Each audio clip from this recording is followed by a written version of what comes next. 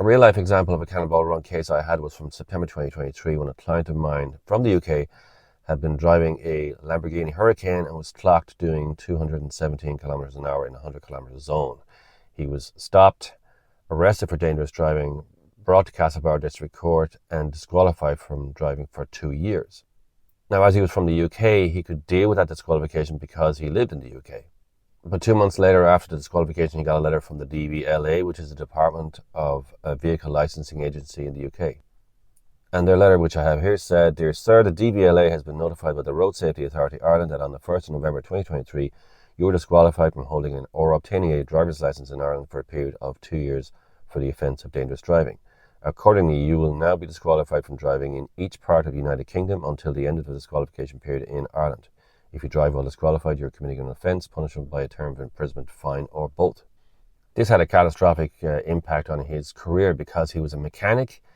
As he was disqualified in the UK, he couldn't get car insurance, he couldn't see his kids who lived with their mother elsewhere, and he had to lay off workers.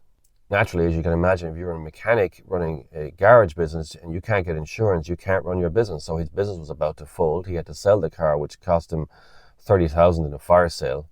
And he became economically destitute. He reckoned that he had lost somewhere between 50 and 70,000 pounds because of this one speeding event in Ireland.